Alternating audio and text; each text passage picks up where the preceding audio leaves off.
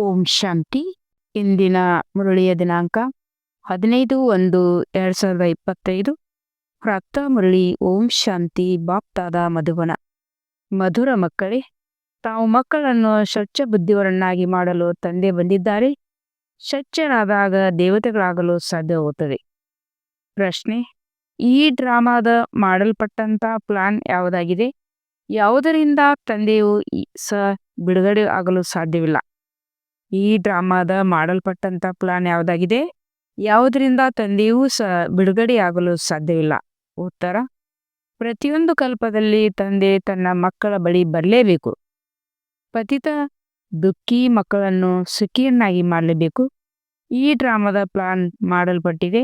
ಈ ಬಂಧನದಿಂದ ತಂದೆಯೂ ಬಿಡುಗಡೆಯಾಗಲು ಸಾಧ್ಯವಿಲ್ಲ. ಪ್ರಶ್ನೆ: ಓದಿಸುವ ತಂದೆಯ ಮುಖ್ಯ ವಿಶೇಷತೆ ಯಾವುದಾಗಿದೆ?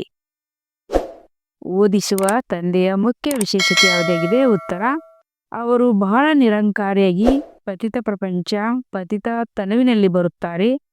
ತಂದೆ ಈ ಸಮಯದಲ್ಲಿ ತಮ್ಮನ್ನು ಸ್ವರ್ಗಕ್ಕೆ ಮಾಲೀಕರನ್ನಾಗಿ ಮಾಡುತ್ತಾರೆ. ತಾವು ನಂತರ ಅವರಿಗೆ ದ್ವಾಪಾರದಲ್ಲಿ ಚಿನ್ನದ ಮಂದಿರವನ್ನು ಮಾಡುತ್ತೀರಿ. ಗೀತೆಯಾಗಿದೆ: ಈ ಪಾಪದ ಪ್ರಪಂಚದಿಂದ. ಓಂ ಶಾಂತಿ. 2 ಪ್ರಪಂಚಗಳಿವೆ. ಒಂದು ಪಾಪದ ಪ್ರಪಂಚ, ಇನ್ನೊಂದು ಪುಣ್ಯದ ಪ್ರಪಂಚವಾಗಿದೆ. ಒಂದು ಪಾಪದ ಪ್ರಪಂಚ, ಇನ್ನೊಂದು ಪುಣ್ಯದ ಪ್ರಪಂಚವಾಗಿದೆ ಎಂಬ ಗೀತೆಯನ್ನು ಮಧುರಾತಿ ಮಧುರ ಆತ್ಮಿಕ ಮಕ್ಕಳು ಕೇಳಿದ್ದೀರಿ. ದುಃಖದ ಪ್ರಪಂಚ ಮತ್ತು ಸುಖದ ಪ್ರಪಂಚ. ಸುಖ ಖಂಡಿತ ಹೊಸ ಪ್ರಪಂಚದಲ್ಲಿ ಹೊಸ ಮನೆಯಲ್ಲಿ ಇರಲು ಸಾಧ್ಯವಿಲ್ಲ. ಹಳೆ ಮನೆಯಲ್ಲಿ ದುಃಖವೇ ಇರುತ್ತದೆ. ಆದ್ದರಿಂದ ಅದನ್ನು ಸಮಾಪ್ತಿ ಮಾಡಲಾಗುತ್ತದೆ. ಮತ್ತೆ ಹೊಸ ಮನೆಯಲ್ಲಿ ಸುಖದಲ್ಲಿ ಹೋಗಬೇಕಾಗುತ್ತದೆ. ಈಗ ಮಕ್ಕಳಿಗೆ ಗೊತ್ತಿದೆ, ಭಗವಂತನನ್ನು ಯಾವುದೇ ಮನುಷ್ಯ ಮಾತ್ರ ತಿಳಿದಿಲ್ಲ. ರಾವಣ ರಾಜ್ಯ ಆಗಿರುವ ಕಾರಣ ಪೂರ್ತಿ ಕಳ್ಳ ಬುದ್ಧಿ, ತಮೋ ಪ್ರಧಾನ ಬುದ್ಧಿಯುಳ್ಳವರಾಗಿ ಬಿಟ್ಟಿದ್ದಾರೆ.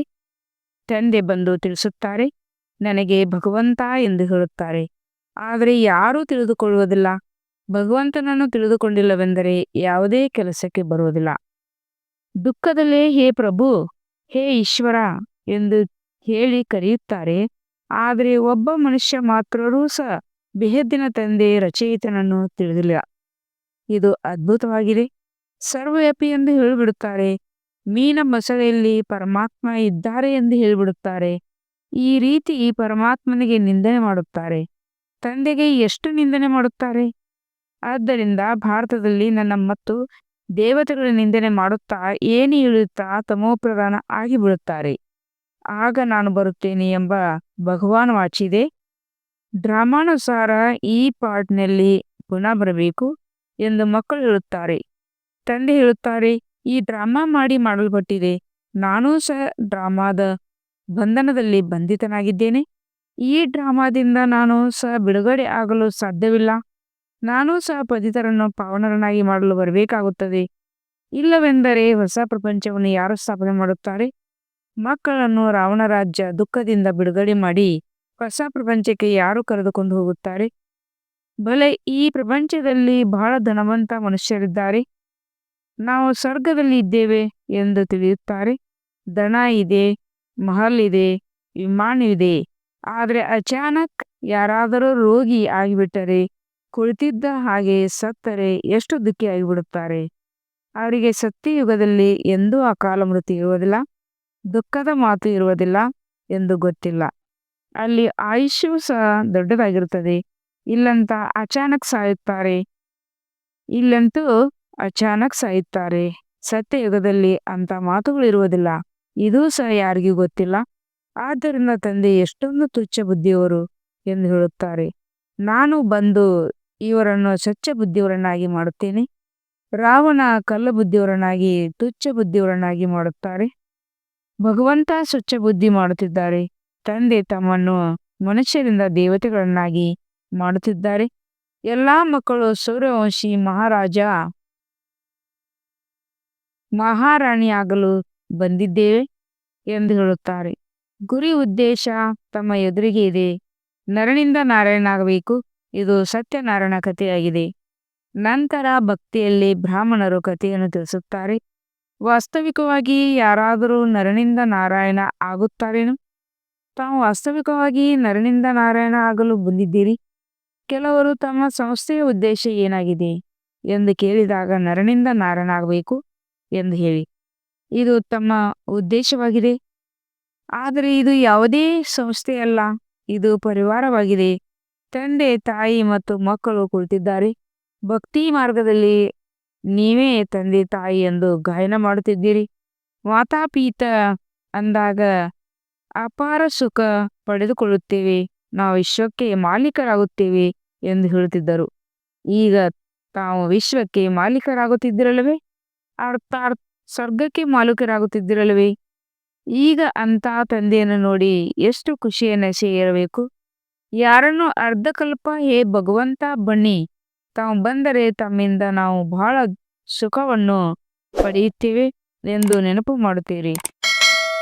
ಬೇಹದ್ದಿನ ತಂದೆಯಂತೂ ಬೇಹದ್ದಿನ ಆಸ್ತಿಯನ್ನು ಕೊಡುತ್ತಾರೆ, ಅದು ಸಹ 21 ಜನ್ಮಗಳಿಗಾಗಿ ಕೊಡುತ್ತಾರೆ.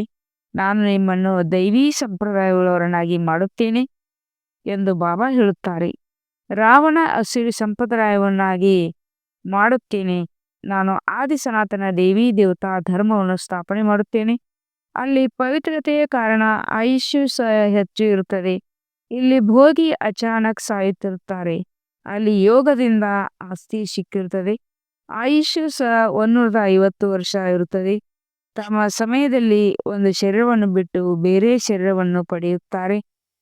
ತಂದೆಯೇ ಈ ಜ್ಞಾನವನ್ನು ತಿಳಿಸುತ್ತಾರೆ. ಭಕ್ತರು ಭಗವಂತನನ್ನು ಕಂಡು ಹುಡುಕುತ್ತಾರೆ. ಶಾಸ್ತ್ರವನ್ನು ಓದಬೇಕು ಎಂದು ತಿಳಿಯುತ್ತಾರೆ. ತೀರ್ಥಯಾತ್ರೆಗಳು ಮಾಡುವುದು ಮುಂತಾದವೆಲ್ಲ ಭಗವಂತನನ್ನು ಮಿಲನ ಮಾಡುವ ಮಾರ್ಗಗಳು ಎಂದು ತಿಳಿಯುತ್ತಾರೆ. ಇದು ಮಾರ್ಗವಲ್ಲ ಎಂದು ಬಾಬಾ ತಿಳಿಸುತ್ತಾರೆ. ಮಾರ್ಗವಂತೂ ನಾನೇ ತಿಳಿಸುತ್ತೇನೆ. ಹೇ ಕುರುಡರಿಗೆ ಉರುಗೋಲು, ಪ್ರಭು ಬನ್ನಿ, ನಮ್ಮನ್ನು ಶಾಂತಿಧಾಮ ಸುಖಧಾಮಕ್ಕೆ ಕರೆದುಕೊಂಡು ಹೋಗಿ ಎಂದು ತಾವು ಹೇಳುತ್ತಿದ್ದೀರಿ. ತಂದೆ ಸುಖಧಾಮ ಮಾರ್ಗವನ್ನು ತಿಳಿಸುತ್ತಾರೆ. ತಂದೆ ಎಂದೂ ದುಃಖವನ್ನು ಕೊಡುವುದಿಲ್ಲ. ಇದಂತೂ ತಂದೆಯ ಮೇಲೆ ಅಸತ್ಯ ನಿಂದನೆ ಹಾಕುತ್ತಾರೆ. ಯಾರಾದರೂ ಸತ್ತರೆ ಭಗವಂತನನ್ನು ನಿಂದನೆ ಮಾಡುತ್ತಾರೆ. ನಾನು ಯಾರನ್ನಾದರೂ ಸಾಯಿಸುತ್ತೇನೆ ಅಥವಾ ದುಃಖವನ್ನು ಕೊಡುತ್ತೇನೆ ಎಂದು ತಂದೆ ಹೇಳುತ್ತಾರೆ. ಇದಂತೂ ಪ್ರತಿಯೊಬ್ಬರೂ ತಮ್ಮ ತಮ್ಮ ಪಾರ್ಟ್ ಇದೆ. ನಾನು ಯಾವ ರಾಜ್ಯವನ್ನು ಸ್ಥಾಪನೆ ಮಾಡುತ್ತೇನೆ, ಅಲ್ಲಿ ಅಕಾಲ ಮೃತ್ಯು, ದುಃಖ ಮುಂತಾದವು ಎಂದೂ ಆಗುವುದಿಲ್ಲ. ನಾನು ನಿಮ್ಮನ್ನು ಸುಖಧಾಮಕ್ಕೆ ಕರೆದುಕೊಂಡು ಹೋಗುತ್ತೇನೆ. ಮಕ್ಕಳಿಗೆ ರೋಮಾಂಚನ ಆಗಬೇಕು. ಓ ಬಾಬಾ, ನನ್ನನ್ನು ಪುರುಷೋತ್ತಮರನ್ನಾಗಿ ಮಾಡುತ್ತಿದ್ದಾರೆ. ಸಂಗಮ ಯುಗಕ್ಕೆ ಪುರುಷೋತ್ತಮ ಎಂದು ಹೇಳುತ್ತಿದ್ದಾರೆ ಎಂಬುದು ಮನುಷ್ಯರಿಗೆ ಗೊತ್ತಿಲ್ಲ. ಸಂಗಮ ಯುಗಕ್ಕೆ ಪುರುಷೋತ್ತಮ ಎಂದು ಹೇಳುತ್ತಾರೆ ಎಂಬುದು ಮನುಷ್ಯರಿಗೆ ಗೊತ್ತಿಲ್ಲ. ಭಕ್ತಿ ಮಾರ್ಗದಲ್ಲಿ ಭಕ್ತರು ಪುರುಷೋತ್ತಮ, ಮಾಸ ಮುಂತಾದವರೆಲ್ಲ ಮಾಡಿದ್ದಾರೆ. ವಾಸ್ತವಿಕವಾಗಿ ಇದು ಪುರುಷೋತ್ತಮವಾಗಿದೆ. ಯಾವಾಗ ತಂದೆ ಬಂದು ಶ್ರೇಷ್ಠಾತಿ ಶ್ರೇಷ್ಠರನ್ನಾಗಿ ಮಾಡುತ್ತಾರೆ. ಈಗ ನೀವು ಪುರುಷೋತ್ತಮರನಾಗಿದ್ದೀರಿ. ಎಲ್ಲದಕ್ಕಿಂತ ಹೆಚ್ಚು ಪುರುಷೋತ್ತಮರು ಲಕ್ಷ್ಮೀನಾರಾಯಣರೇ ಆಗಿದ್ದಾರೆ. ಮನುಷ್ಯರು ಸ್ವಲ್ಪವೂ ತಿಳಿದುಕೊಂಡಿಲ್ಲ. ಏರುವ ಕಲೆಯಲ್ಲಿ ಕರೆದುಕೊಂಡು ಹೋಗುವರು ಒಬ್ಬಳೇ ತಂದೆಯಾಗಿದ್ದಾರೆ. ಏಣಿಯ ಮೇಲೆ ತಿಳಿಸುವುದು ಬಹಳ ಸಹಜವಾಗಿದೆ. ಈಗ ಆಟ ಪೂರ್ಣ ಆಗಿದೆ, ಮನೆಗೆ ಹಿಂತಿರುಗಿ ಎಂದು ತಂದೆ ತಿಳಿಸುತ್ತಾರೆ. ಈಗ ಈ ಚೀಚಿ ಶರೀರವನ್ನು ಬಿಡಬೇಕು. ತಾವು ಮೊದಲು ಹೊಸ ಪ್ರಪಂಚದಲ್ಲಿ ಸತೋಪ್ರಧಾನರಾಗಿದ್ದೀರಿ. ನಂತರ 84 ಜನ್ಮಗಳನ್ನು ಧಾರಣೆ ಮಾಡಿ ಶೂದ್ರರಾಗಿದ್ದೀರಿ. ಈಗ ಪುನಃ ಶೂದ್ರರಿಂದ ಬ್ರಾಹ್ಮಣರಾಗಿದ್ದೀರಿ. ಈಗ ತಂದೆ ಭಕ್ತಿಯ ಫಲವನ್ನು ಕೊಡಲು ಬಂದಿದ್ದಾರೆ. ತಂದೆ ಸತ್ಯಯುಗದಲ್ಲಿ ಫಲವನ್ನು ಕೊಟ್ಟರು. ತಂದೆ ಸುಖದಾತ ಆಗಿದ್ದಾರೆ. ತಂದೆ ಪತಿತ ಪಾವನ ಬರುತ್ತಾರೆಂದರೆ ಇಡೀ ಪ್ರಪಂಚ ಮನುಷ್ಯಾರ್ಥರ ಮಾತ್ರವೇನು, ಪ್ರಕೃತಿಯನ್ನು ಸಹ ಸತೋಪ್ರಧಾನವನ್ನಾಗಿ ಮಾಡುತ್ತಾರೆ. ಇಡೀ ಪ್ರಪಂಚದ ಮನುಷ್ಯ ಮಾತ್ರವೇನು, ಪ್ರಕೃತಿಯನ್ನೇ ಸಹ ಸತೋಪ್ರಧಾನನಾಗಿ ಮಾಡುತ್ತಾರೆ. ಈಗಂತೂ ಪ್ರಕೃತಿಯೂ ಸಹ ತಪೋಪ್ರಧಾನವಾಗಿದೆ. ದವಸ ಧಾನ್ಯಗಳು ಸಿಗುವುದೇ ಇಲ್ಲ. ನಾವು ಇದು ಅದು ಮಾಡುತ್ತೇವೆ. ಮುಂದಿನ ವರ್ಷ ದವಸ ಧಾನ್ಯಗಳು ಇರುತ್ತವೆ ಎಂದು ಅವರು ತಿಳಿಯುತ್ತಾರೆ. ಆದರೆ ಏನೂ ಇರುವುದಿಲ್ಲ. ಪ್ರಕೃತಿ ವಿಕೋಪಗಳನ್ನು ಯಾರಾದರೂ ಏನು ಮಾಡಲು ಸಾಧ್ಯ? ಭೂಕಂಪ ಆಗುತ್ತದೆ, ರೋಗಗಳು ಆಗುತ್ತಾರೆ, ರಕ್ತದ ನದಿಗಳು ಹರಿಯುತ್ತದೆ. ಇದು ಅದೇ ಮಹಾಭಾರತದ ಯುದ್ಧ ಆಗಿದೆ. ಈಗ ತಂದೆ ಹೇಳುತ್ತಾರೆ, ತಾವು ತಮ್ಮ ಆಸ್ತಿಯನ್ನು ಪಡೆದುಕೊಳ್ಳಿ, ನಾನು ತಾವು ಮಕ್ಕಳಿಗೆ ಸ್ವರ್ಗದ ಆಸ್ತಿಯನ್ನು ಕೊಡಲು ಬಂದಿದ್ದೇನೆ. ಮಾಯಾ ರಾವಣ ಶಾಪ ಕೊಡುತ್ತಾನೆ, ನರಕ ಆಸ್ತಿಯನ್ನು ಕೊಡುತ್ತಾನೆ. ಇದು ಸಹ ಆಟ ಮಾಡಲ್ಪಟ್ಟಿದೆ. ಡ್ರಾಮಾನುಸಾರ ನಾನು ಸಹ ಶಿವಾಲಯವನ್ನು ಸ್ಥಾಪನೆ ಮಾಡುತ್ತೇನೆ ಎಂದು ಬಾಬಾ ಹೇಳುತ್ತಾರೆ. ಈ ಭಾರತ ಶಿವಾಲಯ ಆಗಿತ್ತು, ಈಗ ವೈಶಾಲ್ಯ ಆಗಿಬಿಟ್ಟಿದೆ. ವಿಷಯ ಸಾಗರದಲ್ಲಿ ಮುಳುಗಿ ಹೋಗಿಬಿಟ್ಟಿದೆ. ಈಗ ತಾವು ಮಕ್ಕಳು ಬಾಬಾ ನಮ್ಮನ್ನು ಶಿವಾಲಯಕ್ಕೆ ಕರೆದುಕೊಂಡು ಹೋಗುತ್ತಾರೆ ಎಂದು ತಿಳಿದಿರಿ. ಈಗ ಈ ಋಷಿ ಬೇಕಲ್ಲವೇ? ಈಗ ಈ ಖುಷಿ ಬೇಕಲ್ಲವೇ? ನಮಗೆ ಬೇಹದ್ದಿನ ಭಗವಂತ ಓದಿಸುತ್ತಿದ್ದಾರೆ, ನಾನು ನಿಮ್ಮನ್ನು ವಿಶ್ವಕ್ಕೆ ಮಾಲೀಕರನ್ನಾಗಿ ಮಾಡುತ್ತೇನೆ ಎಂದು ಬಾಬಾ ಹೇಳುತ್ತಾರೆ. ಭಾರತವಾಸಿಗಳು ತಮ್ಮ ಧರ್ಮವನ್ನೇ ತಿಳಿದುಕೊಂಡಿಲ್ಲ. ನಮ್ಮ ವಂಶ ಅತಿ ದೊಡ್ಡದಾಗಿದೆ, ಇದರಿಂದ ಅನ್ಯ ವಂಶಗಳು ಬರುತ್ತವೆ. ಆದಿ ಸನಾತನ ಯಾವ ಧರ್ಮ ಯಾವ ವಂಶ ಇತ್ತು ಇದನ್ನು ತಿಳಿದಿರುವುದಿಲ್ಲ. ಆದಿ ಸನಾತನ ದೇವಿ ದೇವತಾ ಧರ್ಮದ ವಂಶ, ನಂತರ ಸೆಕೆಂಡ್ ನಂಬರ್ನಲ್ಲಿ ಚಂದ್ರ ವಂಶದ ಧರ್ಮ, ನಂತರ ಇಸ್ಲಾಂ ವಂಶದ ಧರ್ಮ. ಇಡೀ ವೃಕ್ಷದ ರಹಸ್ಯ ಬೇರೆ ಯಾರಾದರೂ ತಿಳಿಸಲು ಸಾಧ್ಯವಿಲ್ಲ. ಈಗಂತೂ ನೋಡಿ ಎಷ್ಟು ಮಠಗಳಿವೆ, ಕೊಂಬೆ ರಂಬೆಗಳು ಎಷ್ಟು ಇವೆ. ಇದು ವೆರೈಟಿ ಧರ್ಮದ ವೃಕ್ಷ ಆಗಿದೆ. ಈ ಮಾತುಗಳನ್ನು ತಂದೆ ಬಂದು ಬುದ್ಧಿಯಲ್ಲಿ ಕೂರಿಸುತ್ತಾರೆ. ಇದು ವಿದ್ಯೆಯಾಗಿದೆ, ಇದನ್ನು ಪ್ರತಿದಿನ ಓದಬೇಕು. ಭಗವಾನ್ ವಾಚ್, ನಾನು ನಿಮ್ಮನ್ನು ರಾಜರ ಮೇಲೆ ರಾಜರನ್ನಾಗಿ ಮಾಡುತ್ತೇನೆ. ಪತಿತ ರಾಜರಂತೂ ವಿನಾಶಿ ಧನವನ್ನು ದಾನ ಮಾಡುವುದರಿಂದ ಆಗುತ್ತಾರೆ. ನಾನು ನಿಮ್ಮನ್ನು ಈ ರೀತಿ ಪಾವನರನ್ನಾಗಿ ಮಾಡುತ್ತೇನೆ. ಯಾವುದರಿಂದ ತಾವು 21 ಜನ್ಮಗಳಿಗಾಗಿ ವಿಶ್ವಕ್ಕೆ ಮಾಲೀಕರಾಗಿ ಬಿಡುತ್ತೀರಿ. ಅಲ್ಲಿ ಅಕಾಲ ಮೃತ್ಯು ಆಗುವುದಿಲ್ಲ.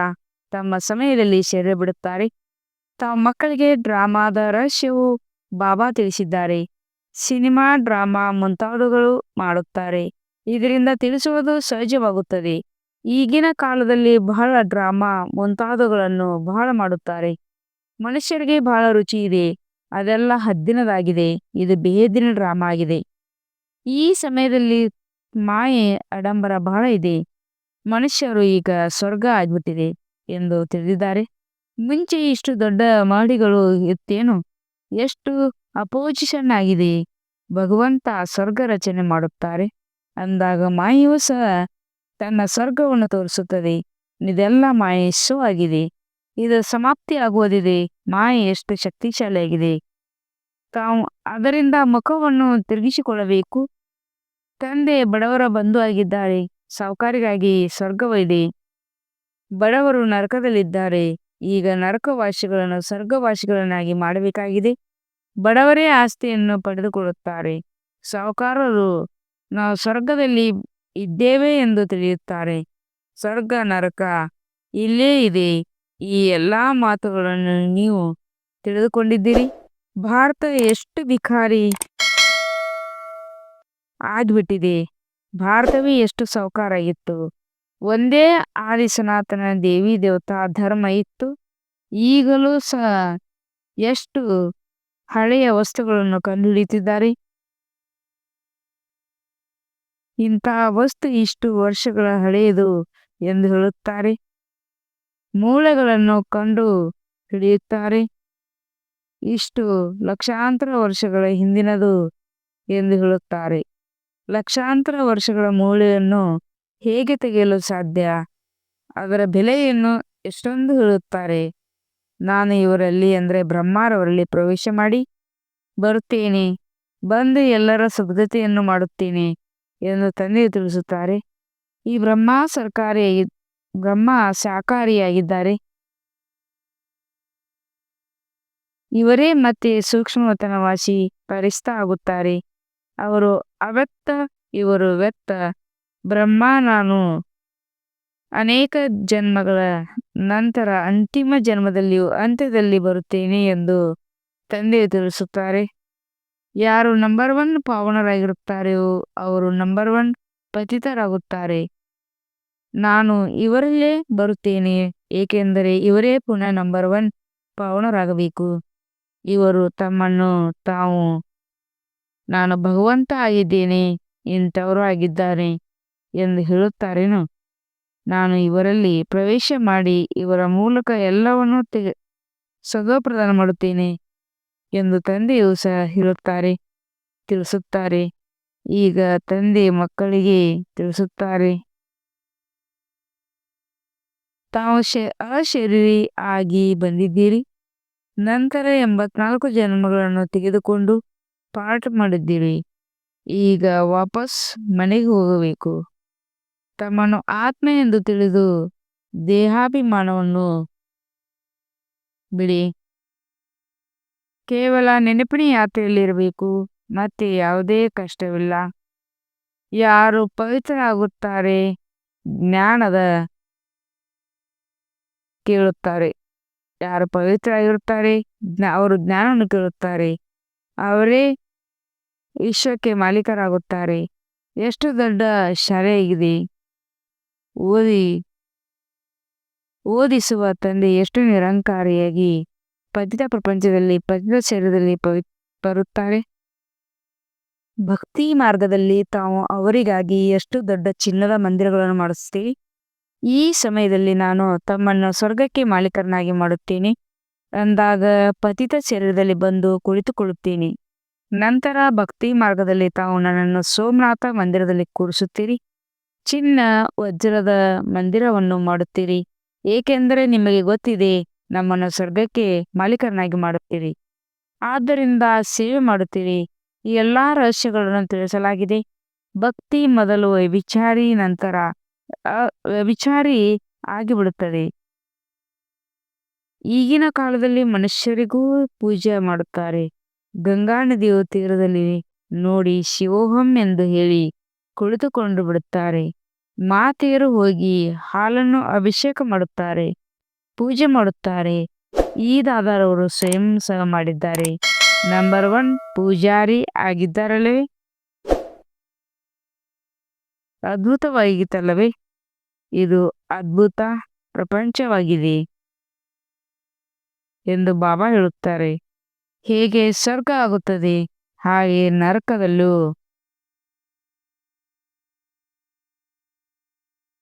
ಆಗುತ್ತದೆ. ಎಲ್ಲಾ ರಹಸ್ಯಗಳನ್ನು ಮಕ್ಕಳಿಗೆ ತಿಳಿಸಲಾಗುತ್ತದೆ. ಈ ಜ್ಞಾನವಂತೂ ಶಾಸ್ತ್ರದಲ್ಲಿ ಇರುವುದಿಲ್ಲ. ಅದು ತರ್ಕ, ಫಿಲಾಸಫಿ ಶಾಸ್ತ್ರ. ಇದು ಆಧ್ಯಾತ್ಮಿಕ ಜ್ಞಾನವಾಗಿದೆ. ಯಾವುದು ಆತ್ಮಿಕ ತಂದೆ ಅಥವಾ ತಾವು ಬ್ರಾಹ್ಮಣ ಮಕ್ಕಳು ವಿನ ಬೇರೆ ಯಾರೂ ಕೊಡಲು ಸಾಧ್ಯವಿಲ್ಲ. ತಾವು ಬ್ರಾಹ್ಮಣರಿಗೆ ವಿನ ಆತ್ಮಿಕ ಜ್ಞಾನ ಬೇರೆ ಯಾರಿಗೂ ಸಿಗಲು ಸಾಧ್ಯವಿಲ್ಲ. ಎಲ್ಲಿಯ ತನಕ ಬ್ರಾಹ್ಮಣರಾಗುವುದಿಲ್ಲ, ಅಲ್ಲಿಯ ತನಕ ದೇವತೆಗಳಾಗಲು ಸಾಧ್ಯವಿಲ್ಲ. ಭಗವಂತ ನಮಗೆ ಹೋಲಿಸುತ್ತಿದ್ದಾರೆ, ಶ್ರೀಕೃಷ್ಣ ಅಲ್ಲ ಎಂದು ತಾವು ಮಕ್ಕಳಿಗೆ ಬಹಳ ಖುಷಿ ಇರಬೇಕು. ಒಳ್ಳೆಯದು. ಮಧುರಾತಿ ಮಧುರ ಅಗಲಿ ಹೋಗಿ ಮರಳಿ ಸಿಕ್ಕಿರುವಂತಹ ಮಕ್ಕಳಿಗೆ ಪ್ರೀತಿಯ ಮಾಪಿತ ಭಕ್ತರ ನೆನಪು, ಪ್ರೀತಿ ಹಾಗೂ ನಮಸ್ತೆ. ಆತ್ಮೀಯ ಮಕ್ಕಳಿಗೆ ಆತ್ಮೀಯ ತಂದೆಯ ನಮಸ್ತೆ. हम रूहानी बच्चों की रूहानी बाप दादा को यादगार और गुड मॉर्निंग, नमस्ते नमस्ते नमस्ते. ಶುಕ್ರಿಯಾ ಬಾಬಾ, ಶುಕ್ರಿಯಾ. ವಹಾ ಬಾಬಾ ವಹಾ. ಧಾರಣೆಗಾಗಿ ಮುಖ್ಯ ಸಾರ: ಮಾಯೆಯು ಬಹಳ ದೊಡ್ಡ ಹಸುವಾಗಿದೆ. ಇದರಿಂದ ತಮ್ಮ ಮುಖವನ್ನು ತಿರುಗಿಸಿಕೊಳ್ಳಬೇಕು. ನಾವು ಪುರುಷೋತ್ತಮ ಸಂಗಮದಲ್ಲಿರುತ್ತಿದ್ದೇವೆ. ಭಗವಂತ ನಮ್ಮನ್ನು ಹೋಲಿಸುತ್ತಿದ್ದಾರೆ ಎಂಬ ಪದೇ ಖುಷಿಯಲ್ಲಿ ರೋಮಾಂಚನವಾಗಬೇಕು. 2ನೇ ಪಾಯಿಂಟ್: ವಿಶ್ವದ ರಾಜ್ಯಭಾಗ್ಯವನ್ನು ಪಡೆಯಲು ಕೇವಲ ಪವಿತ್ರ ಆಗಬೇಕು. ಹೇಗೆ ತಂದೆ ನಿರಂಕಾರಿ ಆಗಿ ಪತಿತರ ಪ್ರಪಂಚ ಪತಿತ ಶರೀರದಲ್ಲಿ ಬರುತ್ತಾ ಪತಿತ ಶರೀರದಲ್ಲಿ ಬರುತ್ತಾರೆ, ಅದೇ ರೀತಿ ತಂದೆ ಸಮಾನ ನಿರಂಕಾರಿಯಾಗಿ ಸೇವೆ ಮಾಡಬೇಕು. ವರದಾನ: ಒಬ್ಬರ ಜೊತೆ ಸರ್ವ ಸಂಬಂಧ ನಿಭಾಯಿಸುವಂತ ಸರ್ವ ದೂರ ಮುಕ್ತ ಸಂಪೂರ್ಣ ಪರಿಸ್ತವ. ಹೇಗೆ ಯಾವುದೇ ವಸ್ತು ಮಾಡಲಾಗುತ್ತದೆ, ಯಾವಾಗ ಅದು ತಯಾರಾಗುತ್ತದೆ, ಅದು ಎಲ್ಲದರೊಂದಿಗೆ ದೂರವಾಗಿಬಿಡುತ್ತದೆ. ಹೀಗೆ ಎಷ್ಟೋ ಸಂಪನ್ನ ಸ್ಟೇಜಿನ ಸಮೀಪ ಬರುತ್ತಾ ಹೋಗುತ್ತದೆ. ಅಷ್ಟು ಸರ್ವರಿಂದ ದೂರ ಆಗುತ್ತಾ ಹೋಗುತ್ತದೆ. ಯಾವಾಗ ಎಲ್ಲ ಬಂಧನಗಳಿಂದ ವೃತ್ತಿ ಮೂಲಕ ದೂರನಾಗುವ ಅರ್ಥಾತ್ ಯಾರಲ್ಲಿಯೂ ಆಕರ್ಷಣೆ ಆಗುವುದಿಲ್ಲ, ಆಗ ಸಂಪೂರ್ಣ ಪರಿಸ್ಥಿತಿಗಳಾಗುವಿರಿ. ಒಬ್ಬ ಜೊತೆ ಸರ್ವ ಸಂಬಂಧ ನಿವಾರಿಸುತ್ತೀರಿ. ಇದೇ ಸ್ಥಿತಿಯಾಗಿದೆ. ಇದರಿಂದಲೇ ಅಂತಿಮ ಪರಿಸ್ಥಿತಿ ಜೀವನದ ಗುರಿ ಸಮೀಪ ಅನುಭವಬಹುದು. ಬುದ್ಧಿಯನ್ನು ಅಲೆದಾಡುವುದು ನಿಂತು ಬಿಡುವುದು. ಸ್ಲೋಗನ್: ಸ್ನೇಹ ಇಂಥ ಒಂದು ಅಯಸ್ಕಾಂತವಾಗಿದೆ. ಯಾವುದು ನಿಂದನೆ ಮಾಡುವವರನ್ನು ಸಮೀಪ ತೆಗೆದುಕೊಂಡು ಬರುವುದು. ಇಂದಿನ ಇಶಾರಾಗಿದೆ: ತಮ್ಮ ಶಕ್ತಿಶಾಲಿ ಮನಸ್ಸ ಮೂಲಕ ಸಕಾಶ್ ಕೊಡುವ ಸೇವೆಯನ್ನು ಮಾಡ್ರಿ. ತಮ್ಮ ಶಕ್ತಿಶಾಲಿ ಮನಸ್ಸ ಮೂಲಕ ಸಕಾಶ್ ಕೊಡುವ ಸೇವೆಯನ್ನು ಮಾಡ್ರಿ. ಸೇವೆಗಾಗಿ ಮನಸ್ಸು ಬುದ್ಧಿ ವ್ಯರ್ಥ ಯೋಚಿಸುವುದರಿಂದ ಮುಕ್ತರಾಗಬೇಕು. ಮನ್ಮನಾಭವದ ಮಂತ್ರದ ಸಹಜ ಸ್ವರೂಪವಾಗಬೇಕು. ಯಾವ ಶ್ರೇಷ್ಠ ಆತ್ಮರ ಶ್ರೇಷ್ಠ ಮನಸ್ಸು ಅರ್ಥಾತ್ ಸಂಕಲ್ಪ ಶಕ್ತಿಶಾಲಿಯಾಗಿದೆ, ಶುಭ ಭಾವನೆ ಶುಭ ಕಾಮನೆ ಉಳ್ಳವರಾಗಿದ್ದಾರೆ, ಅವರು ಮನಸ್ಸ ಮೂಲಕ ಶಕ್ತಿಗಳ ದಾನ ಕೊಡಲು ಸಾಧ್ಯ. ಓಂ ಶಾಂತಿ.